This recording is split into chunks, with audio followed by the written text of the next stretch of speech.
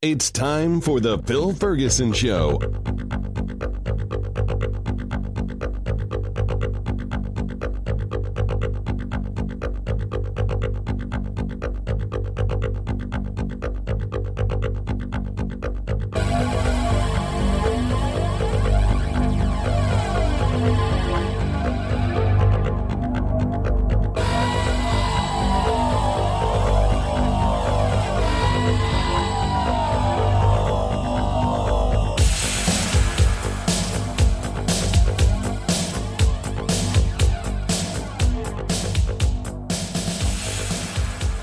This is show number 301, and I just returned back from Austin, Texas. Got to spend a week there and be on 6 different podcasts. Boy, I don't know if I can name them all. Truth Wanted, Atheist Vanguard, Godless Bitches, Talk Heathen, Atheist Experience, and one more. Oh my God. They're going to hate me. I've forgotten the 6th one. But what a great time. And it was an honor to be invited, included. And so many of the shows were just so kind and generous with their time to allow me to join them in the studio to produce videos. Of course, Atheist Experience is by far the biggest of those. So I'll get a lot of feedback from that, good and or bad. But I had a great time. Had a great time in Austin. Got to see the state capitol. Got to see a guy walking around inside the state capitol with a giant flag that said, "Come and take it. Come and take it." And it has a picture of some kind of gun, machine gun, a semi-automatic gun. I don't know what the difference is, nor do I really care. And of course, a nice big 5-pointed star because it is Texas. Hurrah. And of course, he has guns with him. And I talked to someone on the staff there and I said, "Is that allowed?" And they're like, "Yep, it's an open carry state." And I said, "Well, I get open carry statewide, but in the state capitol?" And that seemed to be just fine that you can carry a gun. So I don't know what the rules are, but coming from a place where my family doesn't have guns, it kind of, I don't know, freaks me out a little bit. I don't know that I like it. I guess I do know that I don't like it. How's that for a better phrasing? Also met a fine gentleman outside of the Texas Capitol who was sitting on a bench in a handicap kind of chair, not a real chair, but like a walker with a seat, I guess. And he had on his MAGA hat, and he had a bunch of signs talking about Christianity and say Christmas, immigrants bad, stuff like that. And got a nice picture of him I put on Facebook. And I asked him if I could take a picture, and he said yes. So I took his picture, and then he says, "Do you want to hear the whole story?" And I said, "No." So I think he kind of expected that since he allowed me to take his picture, I would be obligated to sit there for a few minutes and hear his story. I didn't care, didn't give a shit. I had other things to do. Got to see some other sites around Austin, Esther's Follies, which is great fun. And, got to get some nice barbecue from Black's Barbecue. Got some wings one day. Got sushi one day. So had a great time. And it's something I'm very jealous, envious of.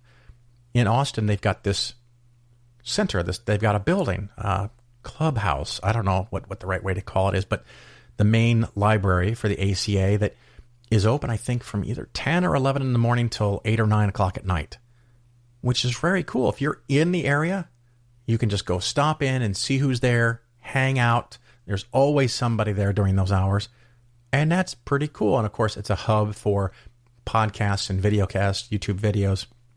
So very much like that. The next thing I have in a week is I'm going to the American Atheist Conference in Cincinnati, and I don't think I'm going to even have a table there, so I'm just going to be there chilling. But the weird thing is because I was gone for a week, I'm trying to catch up, and because I'm going to leave in a week, and of course, it's that time of year for tax season, so I am very, very busy, which is why this show is late and why the next podcast might be 10 to 14 days from now. So the people that really like me having a show every single week, my apologies. And then I'll have a few weeks maybe where I can get caught up, and then I'm off to Italy for about 20 plus days in May. So I've got a lot going on. The other thing that I just formalized is in reference to the American Atheist Conference in Cincinnati. On the 18th, Thursday, I will be arriving, mid-late afternoon, and decided to have, a get-together and dinner for some friends of mine and podcast listeners. We've been talking about this. And so here's the plan details. On April 18th, if you're in Cincinnati, you can be there for the convention. You can just be in driving distance of Cincinnati. I don't care why you're there. But if you're interested, we will be getting together at 7:30 p.m. on the 18th. So if you would like to join our little group and go out to a restaurant together, the seating is limited to 20, and 6 of the seats are already accounted for. That's the maximum seating size the restaurant would let me have before I had to book a private party. So it's 20, and that's only if I let them know soon enough in advance. I reserved 10 seats, and I think I can do 20, but if 14 people contact me right away, it would be easier on the restaurant than us waiting a few more days. So the absolute max is 20, but the actual max might be smaller if the place gets full. So if you want to play along with us, and it's one of those things, I try to figure out how else to say this to be tactful. Each guest will pay their own bill. So sorry, I'm not buying dinner for 20 people. So if you'd like to join us, we're going to have that at 7:30 on the 18th, and it will be only to people that contact me in advance, unless no one contacts me and there's still space for a couple more people. So let me know if you'd like to do that. Again, that is on April 18th, Thursday night, 7:30 p.m. in Cincinnati, Ohio. We will be having authentic Italian food at a restaurant called Via Vite, and that is just one small block from the conference center. I actually wanted to do it in the hotel restaurant, but their entrees started at $45 and went to like $80 prices, and they want you to get a first, a second, and an entree, and wine flights for $25 to $45 on top of that, and like a piece of cake for dessert is $9. That seemed like a lot of money. Via Vite is a little more affordable, but it's still a pretty nice restaurant. You could get a cup of soup if you really were tight on money for under $10, and they had, I think, a margarita pizza.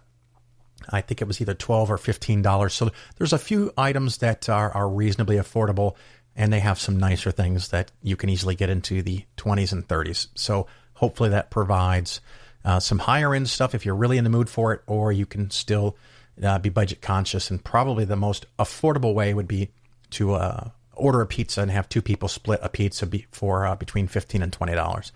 But that's all up to you. Let me know. Send me an email, phil@polarisfinancialplanning.com, and I can add you to the list. Please make sure you include your email address and phone number. And the sooner I get more people, the sooner and quicker I can get 20 seats. If no one says anything and there's just the 6 people I know already, a day or 2 before the reservation, I'll change the table from 10 down to 6. So if you let me know last minute, I probably can't fit you in. I want to try to be respectful of the restaurant's needs as well. So again, April 18th, 7:30 p.m., and the restaurant is called Via Vite. Please send me an email if you would like to join us. And as I said, each guest will pay their own bill. And otherwise, today, a little later on, we have our interview about global climate change. And before we get into that, and it kind of fits with the theme, socially responsible mutual funds. Socially responsible investing is the Investing Skeptically segment for today. So I think that's everything I have to cover for right now. So we're going to take a quick break and go into the Investing Skeptically Socially Responsible Investing.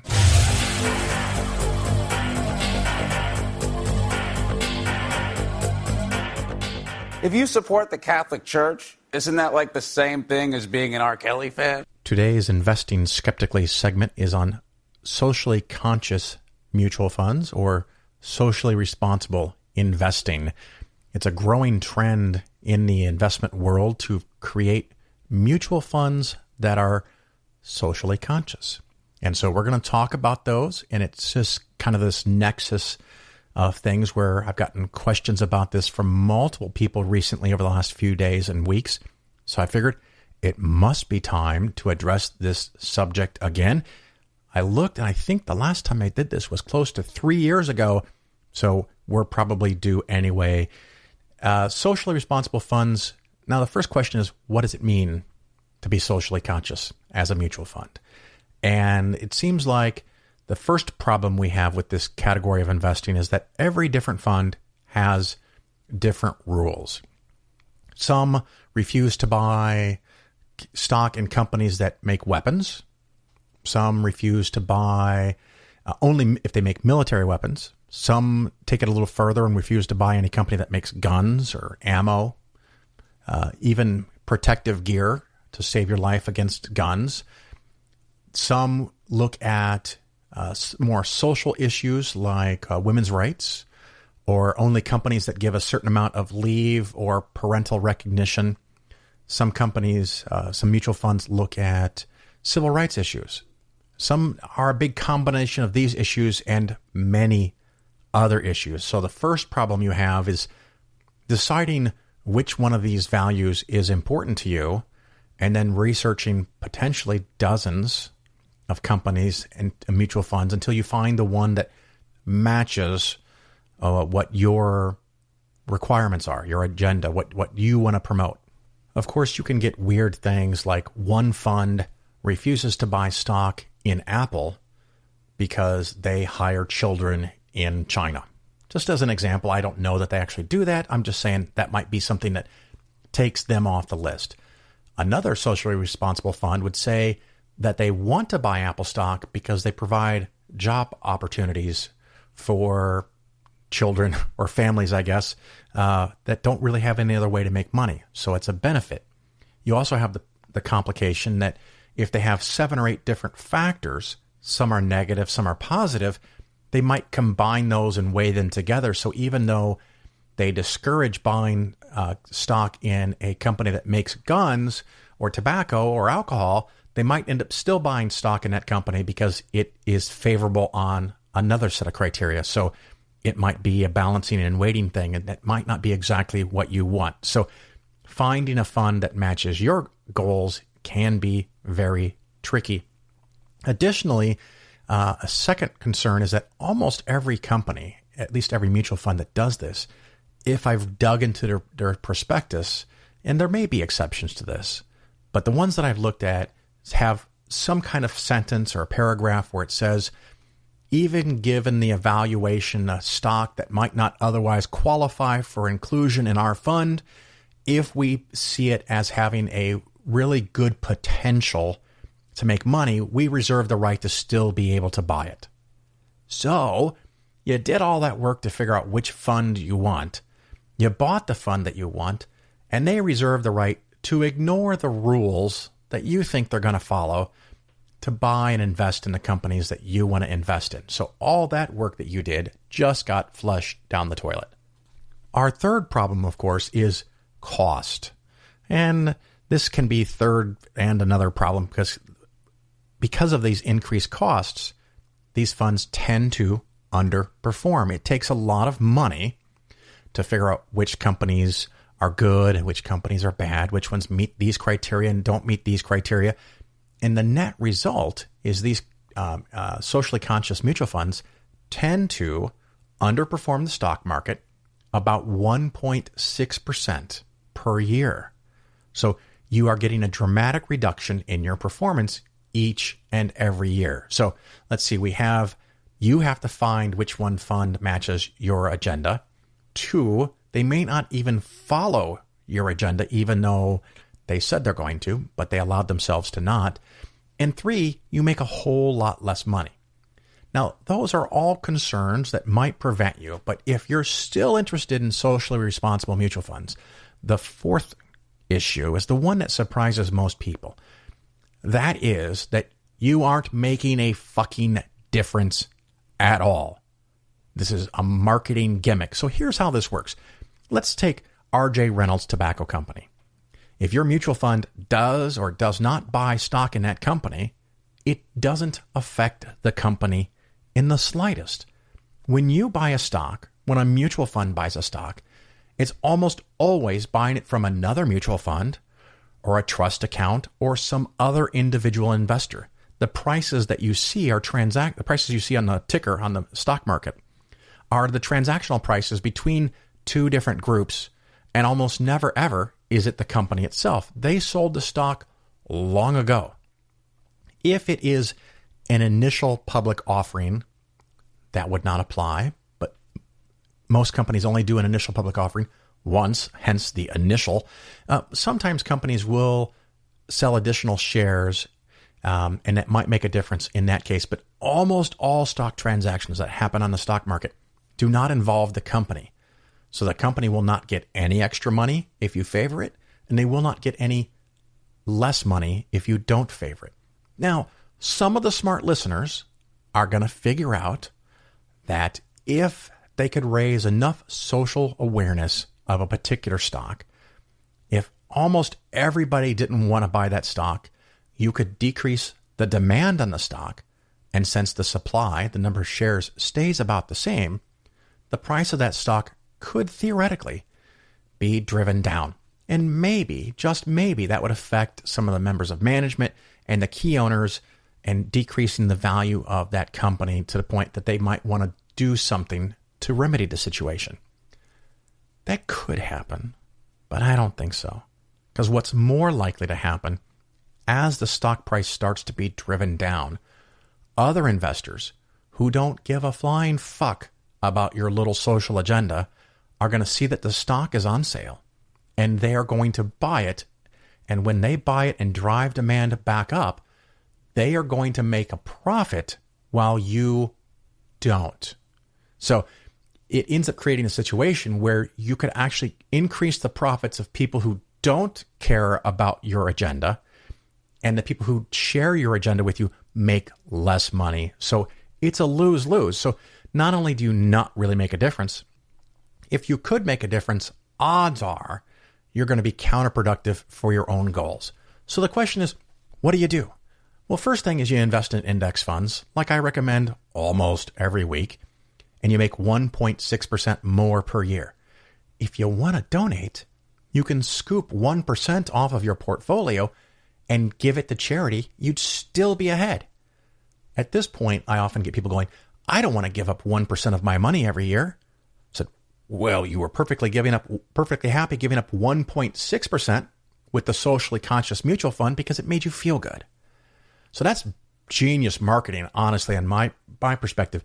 You pay 1.6% and you're happy about it. But if you give up 1%, you're not happy about it. But if you really want to make a difference and you have the funds and you're on path to make it to retirement, or you're already in retirement and you have enough money, scoop off 1% of your portfolio every year. If you have $1 million, yes, that would be about $10,000. And you find a charity that you like. It can be an international charity.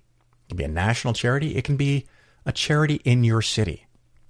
The nice thing about giving to a local charity, especially if it's a smaller charity, if you show up with $10,000, you can make a big difference. And I don't care if it's a animal clinic that needs some extra money, if it's an organization that helps people learn to read, if it provides food for malnourished kids, if it provides safety for women who are escaping from an abusive husband with their 3 children. You find the charity you want to support. It could be the Secular Student Alliance. It could be American Atheists or American Humanists, the Center for Inquiry. I don't care.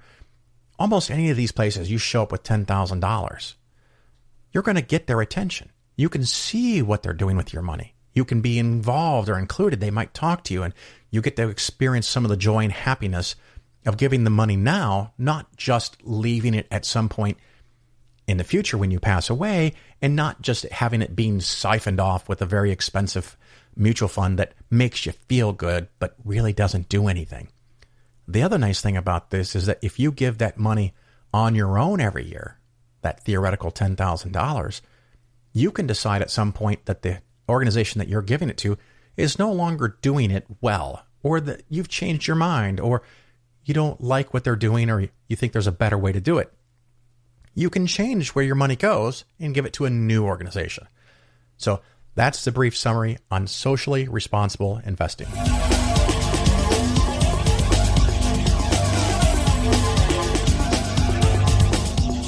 Today we have a bonus show segment called Church Money. Ooh, I think I need some theme music or something. Slot machine sounds going off in the background.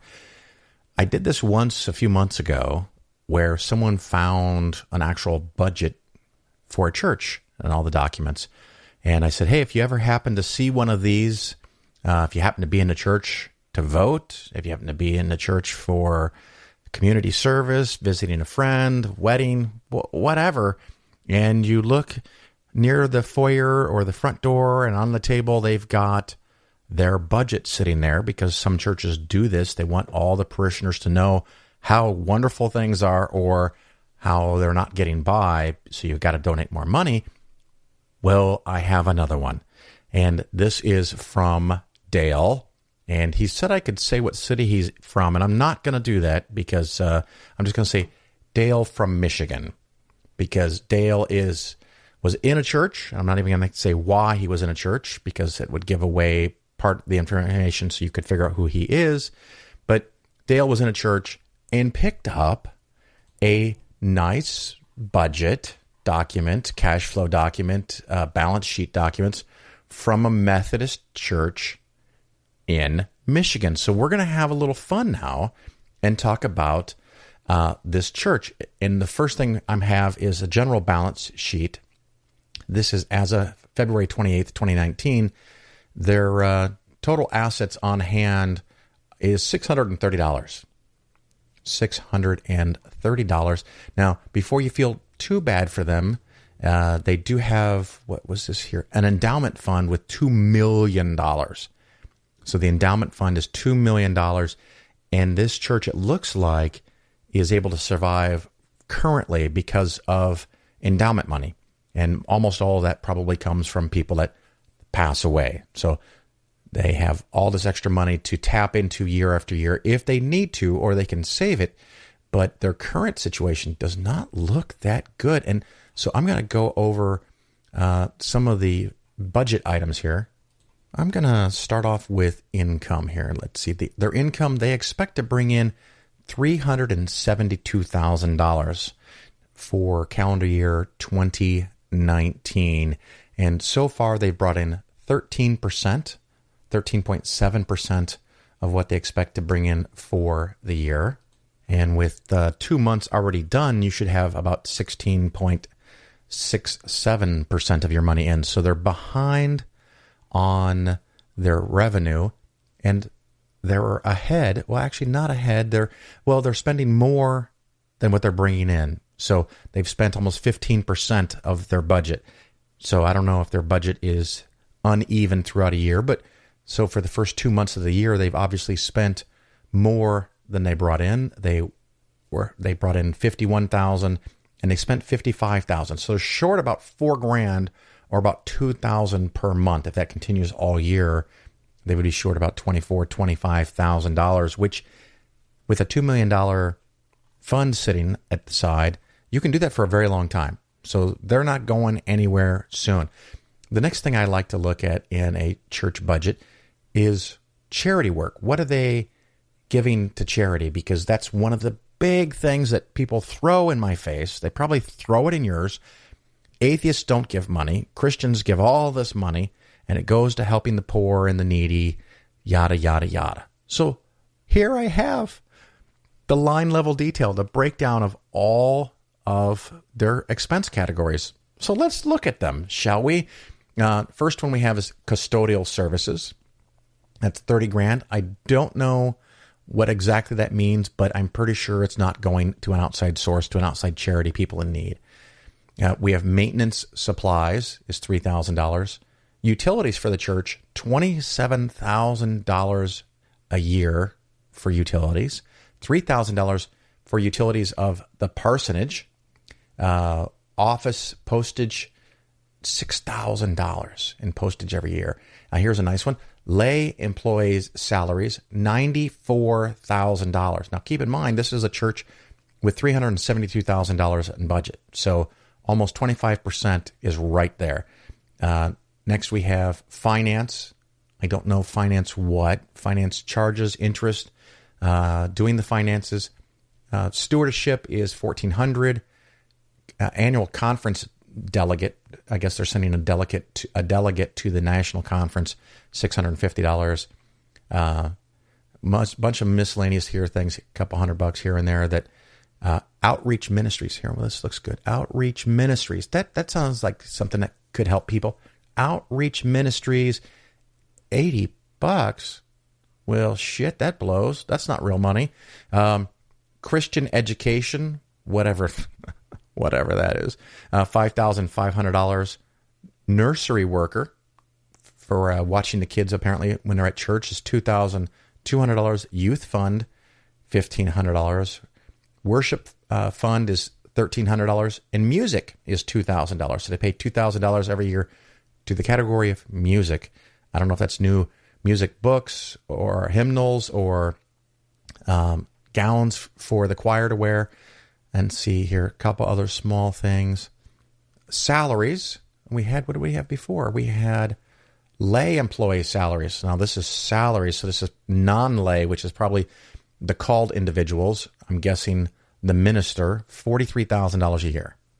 Now, before you feel too bad that $43,000 a year might be the total income, it is tax-free, so there's no taxes paid, and there's also an $8,000 housing allowance, so it's $50,000 net taxes. It's like making 75 or 80 grand.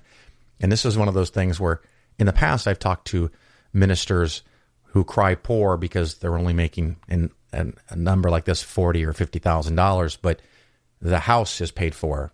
So you don't pay any taxes on your money, and then you don't pay anything for your housing. So $43,000 is pretty nice because it's all available to you to spend. Could you get by on $43,000 a year? I bet a lot of you could. Travel expenses, $5,000. Pension contribution, $8,200 every year. Vacation replacement. I don't know what that means. Probably paying someone while the pastor's on vacation. Lay employees, Social Security. So this church does not use every person as a called employee, so they're out another $7,800 to pay Social Security on the lay employees, not for the minister. Medicare tax, $1,800. Blue Cross Blue Shield, $20,000 a year. I'm assuming that's only for a couple of people, just knowing how much healthcare is. So there's a couple people that are getting health insurance. Pensions, $3,600. Insurance, it doesn't break it down any more than that. I'm sure it's insurance for the building or the pastor's house, whatever it's going to. That's $19,000. Trust, and going to the trust, they plan to put $30,000 into the trust. So that's nice. They get to save some money. And then I have another big one here, almost $40,000 for apportionments. I don't know what that is. Maybe you know, maybe you're in a Methodist church, or you were, or you just know what this word means. Let me know. I'm curious. District Board of Missions, $1,000. District County on Missions, $205. I don't see where any money is going to help the poor. Where there's no, I'm looking. There's nothing else. I mean, what? Maybe some just little shit that I missed. No, it's just okay. So unless I grotesquely misunderstand what apportionments mean, that's $40,000. That would mean maybe 10%. Assuming all of that actually went to helping the poor and the needy, that would be 10% of their budget. But it looks like something really close to 0% of their budget is going out to help the poor and needy, providing backpacks, books, educational materials, shoes. Doesn't seem that there's anything like that at all. So that's some information on this. There's a lot more detail here of different things, but I can't see anything anywhere that that they're putting money out to charity, and even missions don't count. I mean, let's see. Wait. Let me go back to here to the missions.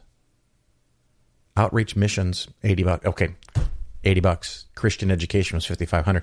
So they're not even really doing outreach. They're not going out and proselytizing that much, which doesn't too much surprise me with a Methodist church. But so when people tell you about the church giving all this money to the poor people, the vast majority of the money they're spending is on wages. That's getting close to half, and taxes on some of the wages, and pensions, and retirement allowance, stuff like that. And then it's insurance and maintaining the building.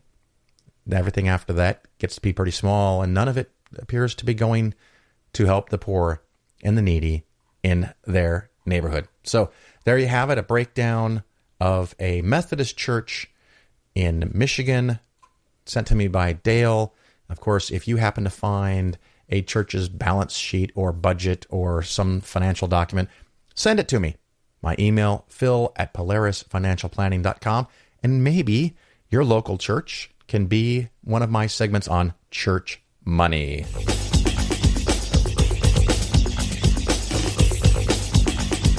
The Phil Ferguson Show is for educational purposes only. Nothing said on the show should be interpreted as personalized investment advice. Your investment should be based on your situation, and you should consult with your financial advisor before taking any action. The show may contain ads. These ads are placed into the show by the hosting company after I finish recording and editing. I have little control over the content of the ads, and you should not assume that I support their products or claims. If you choose to support the show via the new Patreon page, that support does not create an advisor-client relationship.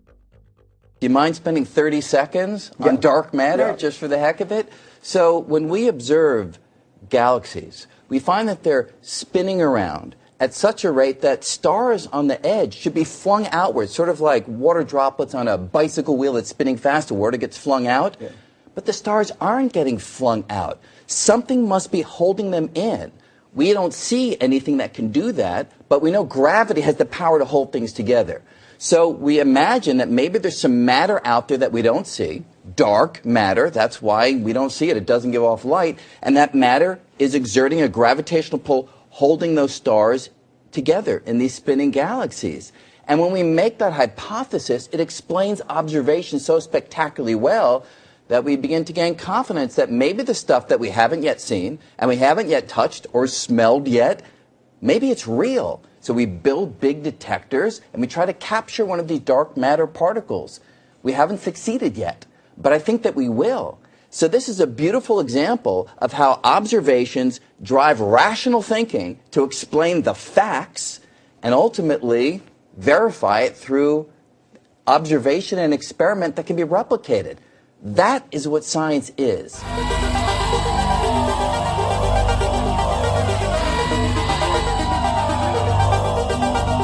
All right, everybody, welcome back. This is, of course, Phil Ferguson. You're still listening to The Phil Ferguson Show. With me, I have Don Wuebbles, and he is going to talk to us about climate change. Don, how are you? Excellent. Good to hear your voice, Bill. Well, you're very, very sweet. And for people who don't know, well, of course, no one's going to know except for me and you and a handful of people. We knew each other when I lived in Champaign, and you were in the same Rotary Club that I was in. But you also have, I guess it would be fair to say, an expertise in climate change. Would that be fair to say? Yeah, I'm an atmospheric scientist. I'm a professor at the University of Illinois. And I, over the years, I have several areas of very strong expertise. I'm considered one of the leading experts in understanding stratospheric ozone and what has happened to it over the years, and in air quality. But the study of those things early in my career then led me to looking at the questions of what's happening to the Earth's climate system.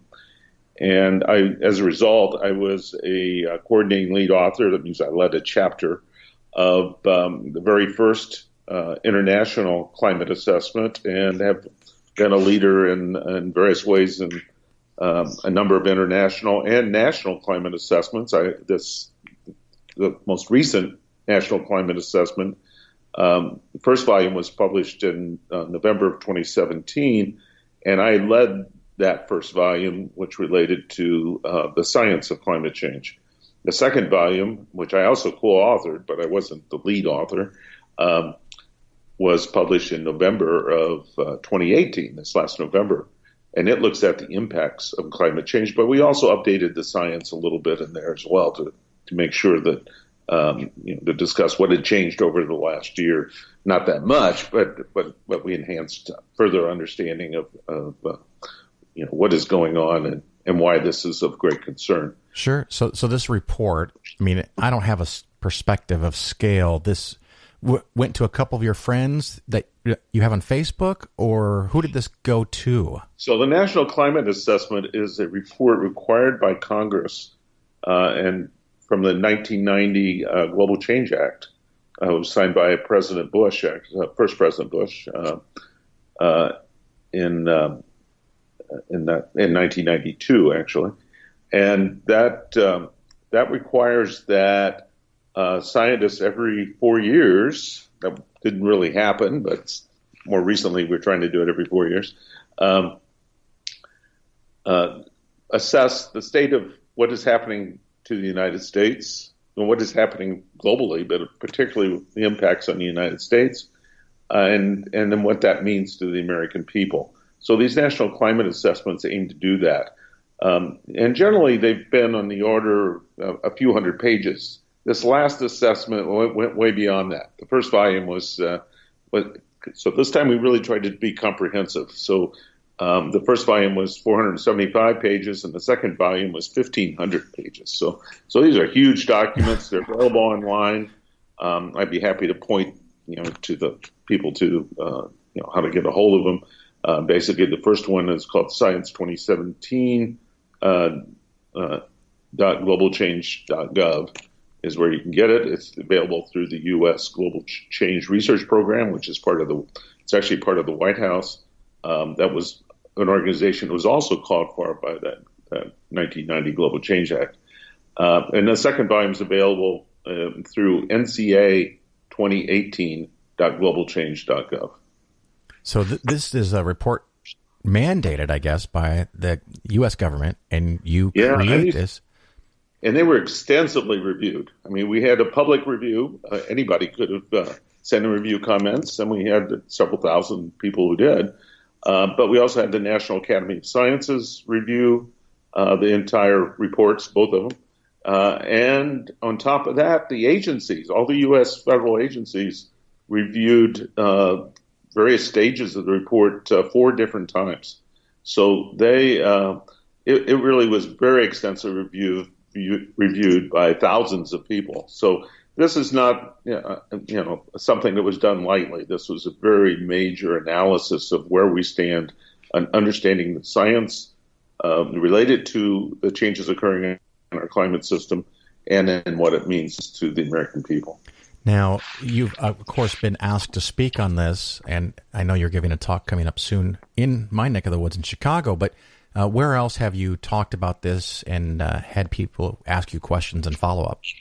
All over the country, almost every aspect of the country. In fact, last fall I was my wife and I went on vacation in Alaska to Juneau and to Anchorage.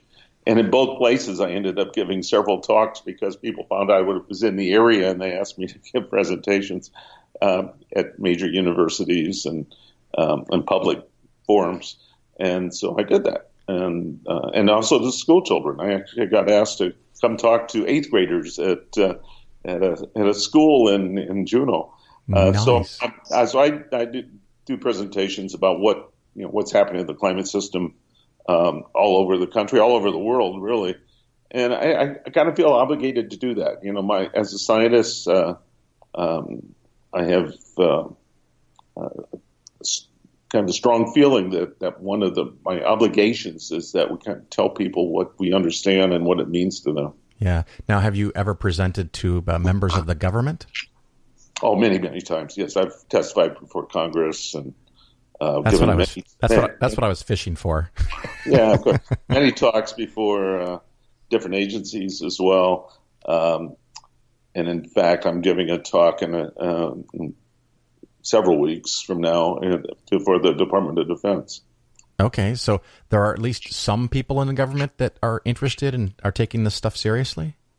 Most people are, yeah. It's we have a few leaders who seem to not get it, but that's changing. I think if you were to really behind the scenes talk to almost any member of Congress and ask them whether they thought that climate was changing and it was changing because of human activities, you'd find the vast majority would say, yeah, they get it.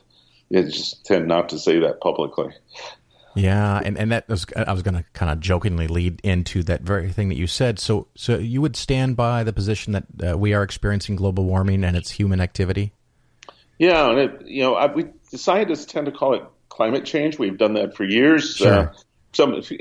It's funny how some of the people who deny climate change, who are not typically not scientists, or even if they are scientists, they have an axe to grind that not related to the science.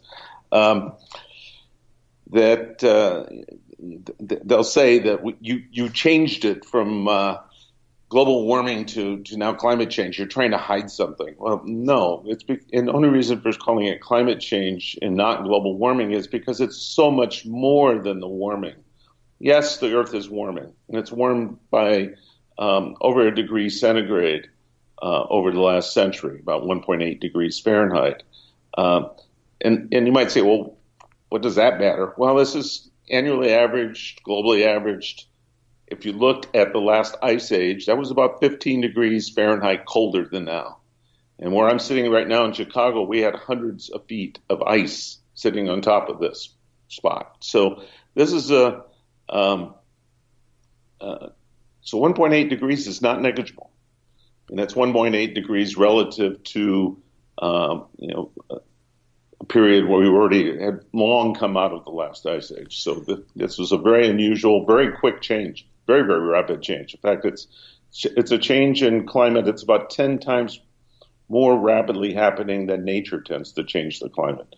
So right. It's very large, and we're going to see much more throughout the rest of this century if we keep going the pathways we are in terms of emissions. And it's changing really rapidly. And so it's really hard for people and ecosystems, plants, animals, to be able to deal with that change. And we're starting to see lots of impacts because of that. But it's so much more than just temperature.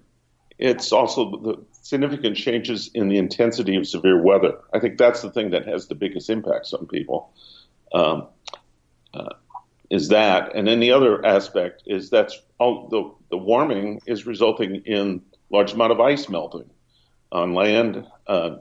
We have sea ice melting as well, but that doesn't add to sea level rise. But land ice does, and as the oceans warm, water also tends to expand. So we got both factors leading to sea level rise, and so far we've seen about 8 inches of increase in sea level rise over the last century.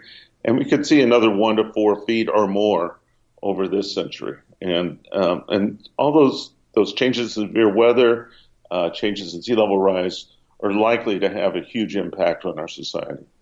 Well, I was talking to a friend a couple of years ago who just couldn't wrap his head around the ultimate depth of the ocean increase if all the ice melted. And we just kind of did a back of the envelope calculation with information about the depth of the ice in Antarctica and the square miles of Antarctica and extrapolating that to the ocean surface. Ultimately, how bad could that be? I mean, how high could the water go up? I don't remember the exact numbers, but I know it could be well over 60 feet. And I think it's possibly hundreds if you had both Greenland and Antarctica. I just don't remember the exact numbers. Those analyses are readily available. They're discussed on NOAA and NASA and other websites. Yeah. But, so you're talking about a substantial part of the nation underwater, our coastlines. Well, my wife and I just spent a couple of days in Florida, in Fort Lauderdale. And, you've got places like Miami Beach and Key West, a couple extra feet of water. That sounds like a big freaking problem, Don. Well, that's a really large concern. And the people in that region are getting very, very concerned about it. As I said, we're expecting another 1 to 4 feet this century. Well, 3 feet would put most of Miami underwater. So that's put a lot of New York City underwater. So we would have a lot of major cities in great jeopardy if we get that much sea level rise. And there's a good chance that's going to happen. Of course, if you get a 3 feet increase in the static level, peaks of waves are higher. If you have the what's the highest tide? Is that neap tide? Is that? Yeah, I think that's right. I'm not an expert in tides. Yeah. But if you get that and combine all of that with a storm surge from a powerful hurricane, we're going to have a really, really big problem. Yeah, and we don't. We're already having a problem. We're seeing a lot more nuisance flooding when we do get those high tides. A lot of streets in cities like Miami, Norfolk, Virginia, many other cities around the country and the coastline on the coast are already seeing flooding of lower level streets. And it used to be a few inches and last a few hours. Now it's a foot lasting several days. And that's really leading already to issues in some of these cities with when you get the high tide. Well, and so on top of that, you add another few feet of 1 to 2 feet or more over the coming decades. It's going to put a lot of these cities in great jeopardy. I thought I had read a story about people in Key West when it would be rain terribly, the water was no longer running away. It was just kind of staying put because it had nowhere else to go. Yeah, a lot of the porous soils in the type of soils they have in Florida, often what's happening now is the oceans are pushing up underneath, and so it just once you get a high tide, it just sits there. So that was going to be one of my next questions. I thought I had heard. You can confirm if you know it. The ocean, the static pressure of the fresh water versus the salt water. The salt water is pushing up farther into land and higher up, and people, if they go into the soil to get water, they get salt water. Is that right? Yep, that's certainly happening. And the other thing on top of that is that much of the land on the eastern half of the United States is receding. It's because of the movement of the plates. The land is actually decreasing its level. So effectively, you're getting a sea level rise that is even higher than the average globally. So you add those together, you really got a potential very significant concern for many of the coastal areas on the eastern half of the United States. Now, of course, it's not just the U.S. I mean, I'm sure some other countries around the globe. Oh, definitely, yes. No. Many countries, some countries like Bangladesh could be largely underwater. I was just gonna mention Bangladesh because it has millions, 100 million people or more. I think that's one of the big concerns is as this happens, what's going to happen with refugees, climate refugees, as they're being called. When I was up in Alaska and I was meeting with the mayor of Anchorage, he was concerned about refugees coming into Anchorage. That Alaska is going to become the nice place to go to because it's going to be warmer and people are going to want to get away from the deep south where the temperatures are likely to just be too outrageously high. And I've also seen stories of I've heard it called drunken trees. Well, can you tell me about those? I'm not sure I know what exactly. That's when the permafrost melts and the trees tip over. Oh, yes, I should have known that. Yes. So, in fact, I've seen them. When I've been up the Fairbanks, my friends have taken me driven me up to some of the forest up there where you see the trees kind of bent every which way. because of the melting permafrost. So one of the big concerns, things we don't understand very well yet, is the melting permafrost that is happening in the Arctic. And that has the potential not only to have a big impact on infrastructure and on plants and trees like the drunken trees, but the melting permafrost also holds a lot of carbon. And if that carbon were to go back into the atmosphere as either carbon dioxide or methane, we could see an added increase in climate by the end of the century. And that's kind of we don't even account for that when we do these projections of a future climate. That could really add a whole lot more warming and other impacts that we haven't really accounted for. Now, recently in the central United States, there was a really big storm and a lot of rain and flooding and dams broken. Is that related in any way, do you think? Well, I tend to say these days, based on the analysis we do of climate relative to weather, is that all weather is really being affected by climate change. So even when we had the extreme cold in February in Illinois and in the Midwest, because of what was called the break in the polar vortex, it really is because the tropospheric polar vortex got broken into two pieces. And because of the Arctic is actually increasing at twice the rate of temperature as the rest of the world. And so that's decreasing the strength of the jet stream, which tends to keep polar air from coming further south. And so what's happening is that, we've particularly been seeing this in recent decades, is the jet stream is getting wavier. Instead of having a small sinusoidal kind of small wave, it's getting really large waves. And so we can get really significant cold air coming into the Midwest. And yet it's related to the fact that the climate is warming that is causing this. But it's a little hard to explain that to people because it's a cold event. Yeah. But at the same time, events like we saw recently with all of the flooding in Nebraska and Illinois and Rockford area,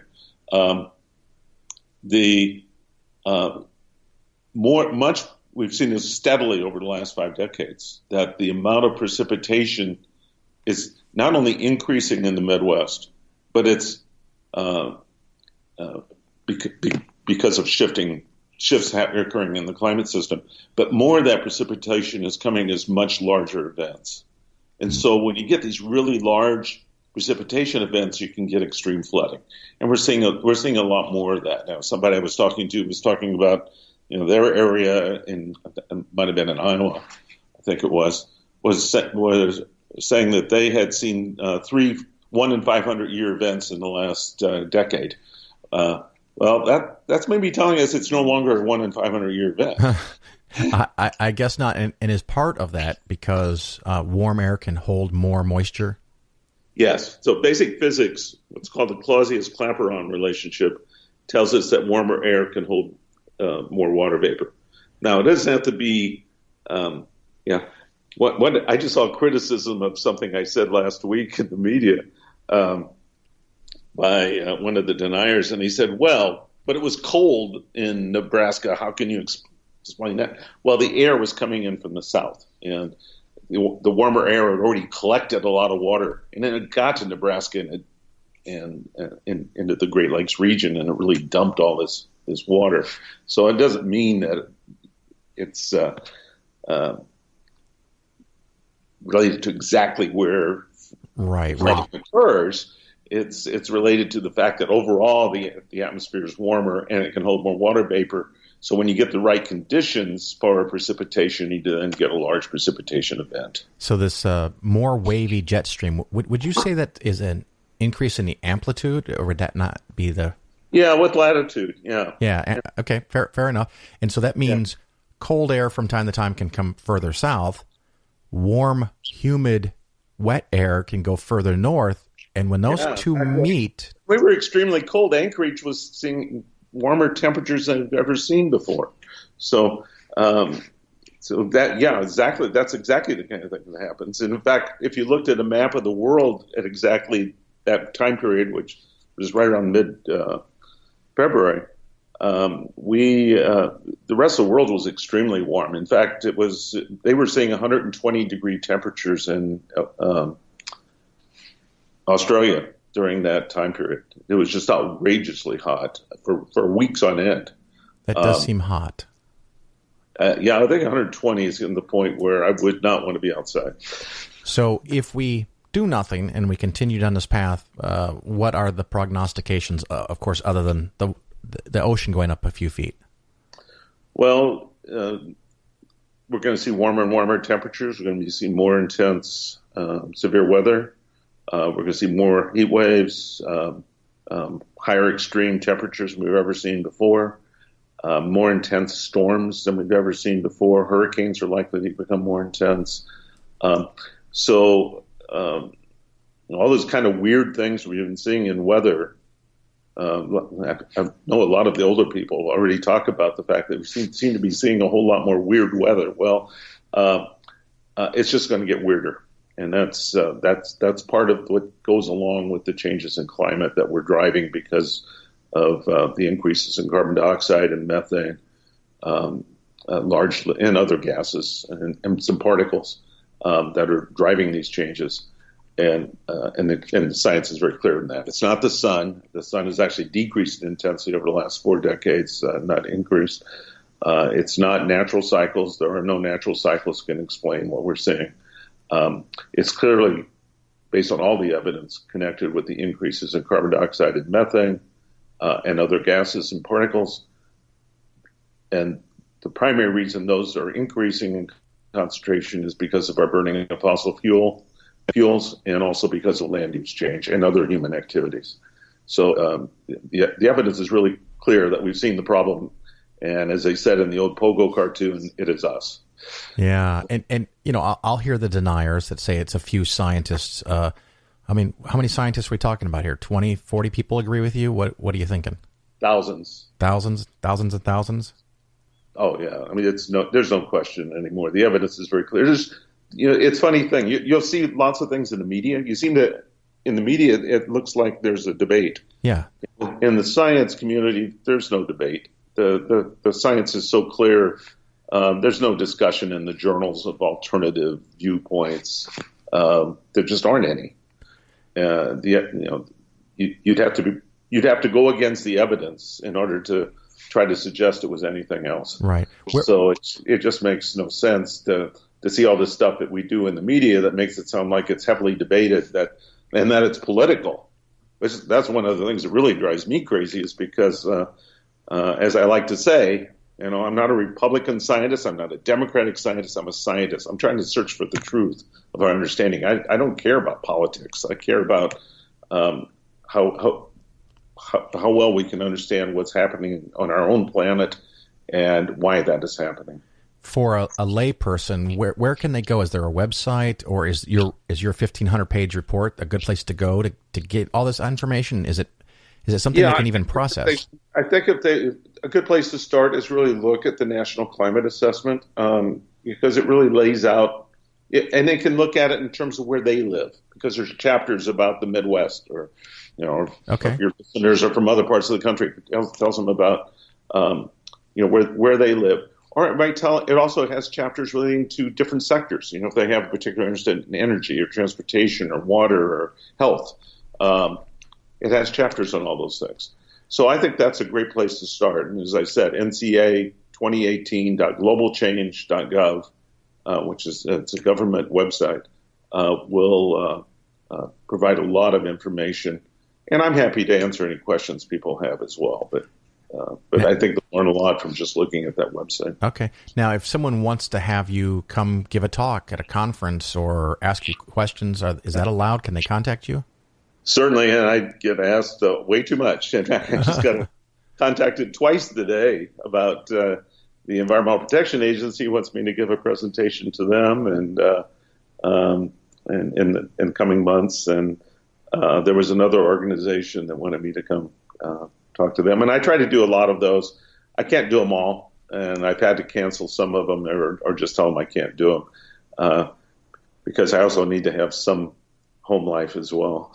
Yeah, I'm assuming there's some other people that could also address this intelligently.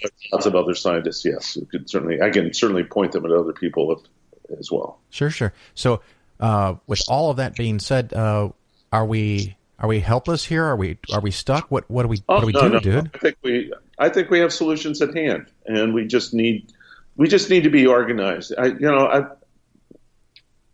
Humans have always shown through our history that we can solve problems. We've dealt with a lot of things. For example, if you looked at what was going on in England and about 3 centuries ago, and they were trying to deal with all the human waste and water issues, they figured out how to develop the kind of system that we now use, where we have pipes that take all this stuff away and get it treated, et cetera. We dealt with those kind of problems. And by the way, if you looked at the magnitude of the problem in terms of cost, it's pretty comparable to the kind of cost now. So can you give me an example? What's one thing that we can do? So what I always tell people is, first of all, there's a lot of things we can do. I think the first thing we should do is make sure we talk to the people that represent us, policymakers, people in Congress, locally, statewide, nationally, to make sure that they know that this should be an important problem on their fingertips. This is something they got to be more aware of and realize that it's something we got to handle. The other, next level of things is what we can do ourselves, and there's a lot we can do to be more energy efficient in our own homes and reduce our energy use. The simplest thing is, use LED light bulbs. Greatly, you save a lot of money in the long run, and you got some upfront costs, but in the long run, you save that money back, and you're reducing the amount of energy need. That's reducing the amount of energy you're drawing from a power company. Support the use of solar and wind power and alternative fuels that get us away from using fossil fuels, or support getting us, be able to use new technologies that will bury the carbon if you're going to use a coal-burning power plant. Sure. So there's all kinds of aspects. If you get a new appliance, get something that's more energy efficient. If you get a new vehicle, try to get something that's more energy efficient. I was just going to ask you. I just recently bought a Chevrolet Bolt EV 100% electric car. I have a plug-in hybrid, but that's because in Champaign I don't feel, other than my house, I have a place where I can go plug in constantly. But I do have a plug-in hybrid, and that works out very well. Yeah, and some people will tell me that an electric car is actually worse for the environment. What say you? Well, I think the problem with electric cars right now is that the batteries are being produced. It's expensive to produce the batteries, and in many cases they're getting the power to produce the batteries from coal-burning power plants. But that doesn't have to be the case. I think in the long run, the electric vehicles will be the way to go. And even right now, the analysis I've seen is that if you look at the history, if you go over the history of the vehicle, the length of time it's used, including its production, that you still end up a net winner relative to the amount of emissions that have gone into gasoline-type vehicles. So it's still a net winner right now, but in the long term, it's going to be a big, big winner. Well, it's always nice to get someone to justify the fact that I spent $40,000 on a car. I appreciate that. I know your time is sensitive and you've got a lot of things to do. Is there anything we haven't discussed that you really want to talk about climate change? My concern is that people recognize that this isn't just important to us. We're seeing impacts of climate change now, and it's affecting our lives to a small degree. But it's going to, and affecting some people a much larger amount. They're going to get affected by things like the big flooding that happened in the Midwest recently. But we're going to see very, very large impacts on affecting our children, our grandchildren. I really worry about that, and we need to. We don't want to leave the legacy to them of us not doing anything. I think we need to recognize how important this issue is. That it is one of the most important issues of our time, perhaps one of the most important issues of all time, and that we really need to take this seriously and do something about it. Well, Don, thank you so much for taking some of your precious time to come and be on my little podcast. I appreciate it very much. Well, good to talk to you, Phil. I miss our discussions at the Rotary meetings, and I really hope we get a chance to do that again. Thank you so much. Okay.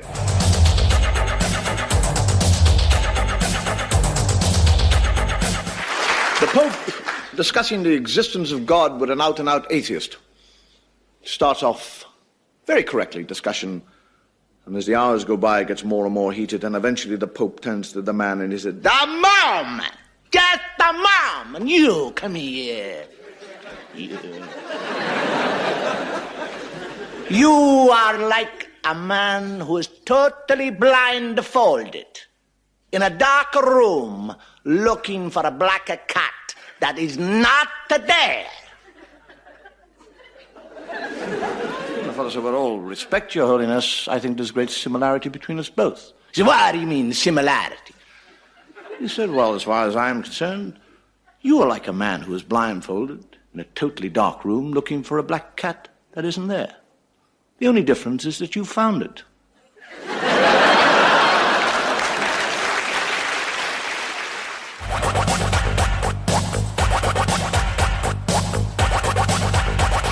You're listening to The Phil Ferguson Show. Winter is coming. Yes, it's that time. It's almost time for Game of Thrones. The big problem I have is I'm going to be traveling, like I talked about earlier, and the very last episode of the very last year, allegedly, of Game of Thrones is going to be after I've left for Italy. So now I have this problem, this dilemma. Do I watch all the episodes that I can, fit them all in before I leave, and not see the very last one, and be stuck in Italy suffering for 3 weeks until I can get back and see that last episode? Or do I skip the whole thing, hoping that no one spoils it for me, that they don't reveal any secrets, and then I come back, and after a day of sleeping, get HBO Prime or HBO Go, whatever it's called, and watch all of Game of Thrones in one sitting? I think that's what I'm going to lean towards doing. I don't know if I can avoid the spoilers. Oh, fingers crossed. I'm hoping. Even if I hear spoilers, I'm probably still going to enjoy the show. So we've got that coming up. Of course, I do have some reviews. I'm so excited. I have one on Stitcher. We don't often get reviews on Stitcher. And let's see. Here's the newest one from Big AIT70. So that is a 5-star review. Thank you very much. Title: Great Financial Advice and Atheist Topics. I've been listening to Phil's show for several years and really enjoy learning about his skeptical views and strategies towards investing. The interviews with other atheist activists and people who have escaped religion just get better all the time. Thank you for your in-depth analysis of Bitcoin and cyber currencies in general. End review. Thank you. Thank you very much for those kind words. And I have one review also on iTunes from Mrs. Marcy. This delightful show inspires critical thinking in all areas of life: saving, investing, worldview, politics, with wit and warmth. Time spent with Phil is time spent invested. So thank you, Mrs. Marcy, for that kind 5-star review. I greatly appreciate it. And I don't know what happened a few weeks ago, but there's been like a 20% jump in the amount of listens to the podcast. So wherever you all came from, thank you for joining us. If it's just some kind of ghost in the machine or a glitch in the algorithm, who knows? Because I know at some point they changed the way they count podcast listens, and I went from like 25,000 listens per show to 3 to 5,000 listens per show. I don't know if the 3 to 5,000 is the more accurate or if the 20,000 plus is more accurate. But hey, anyone that listens to my show, I'm delighted that you're here. I appreciate you very much. And I appreciate the kind words and the emails that I get. Of course, just a quick reminder, April 18th, I will be sharing dinner with some friends in Cincinnati. If you would like to be included in that group, of course, each person pays for their own meal. Send me an email, phil@polarisfinancialplanning.com. Space is unfortunately quite limited, maximum of 20. And if I don't get a good interest in that right away, I might even trim it down just because of the hotels or the restaurants' concerns. So let me know if you're interested in that. Thank you again for the reviews, and I appreciate you listening to the show. And hopefully the next show will be up in less than 2 weeks, but we'll see how it goes. Until then, ciao.